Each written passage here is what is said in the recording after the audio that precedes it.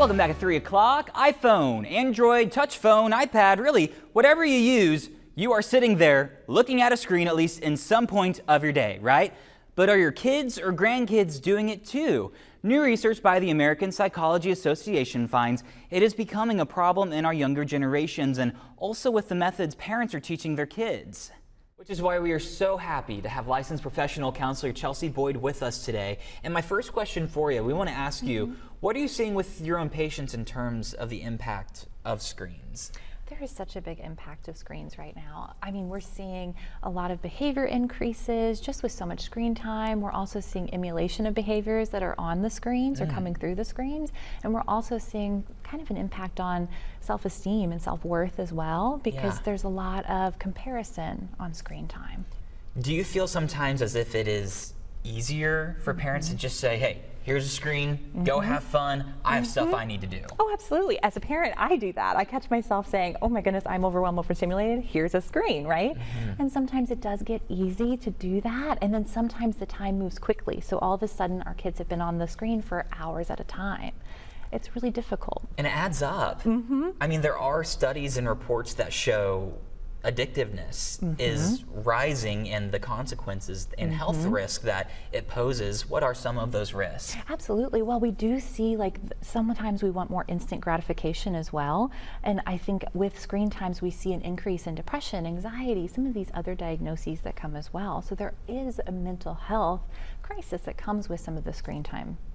And does it vary based on the age, the severity of it? It varies based on the age, kind of the child's temperament, other factors as well as environmental things that are going into that as well. It just all depends. Every child is different. Sometimes we like to say the rule of thumb is somewhere around 10 minutes for every year that the child is ill. And the importance of social interaction, that is so important. Is it really good to practice it face-to-face like we're doing right here, right now? It is, and sometimes when we're on screens, the people on the screen are not as reactive, right? So they're not reacting to the things that we're saying, we're not learning, taking turns, things like that, things that come in a conversation face-to-face. And you've heard the word, doom scrolling. It happens. We all do it. We all do it, but it contributes to the anxiety, right? Absolutely. And I think sometimes we begin dissociating, right? And then we're not really coping with what's going on. We're just dissociating on a screen. And we're in that, it's like, what kind of mode are you? It's like survival mode, pretty much? Kind of, almost like a freeze. We're just turning everything off and we're kind of getting outside of our body and we're not dealing with what we need to be dealing with. But then it's still there once we're done doom scrolling. So what can parents do? Let's say a parent or a grandparent's watching right now and they're like, yeah, this kind of resonates for us. What should they do? I always say monitor time, right? If it's something for you that kind of gets away from you, set a timer. Make sure the kids kind of have a conversation of why this is the way it is. We don't just set expectations. We say, hey, these are concerns. This is why we have this in place. There are a lot of parenting apps that you can use as well. You can set specific time limits on specific apps and then shut those apps down and it needs your code. I would say monitoring is your best bet as a parent.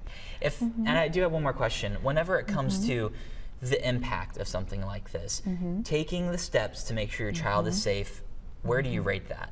I would say 10 out of 10. That is number one, making sure they are safe online, and that is a big thing with monitoring as well. Even though it might irritate the kids that you're monitoring they're never a fan, No. but absolutely keeping kids safe is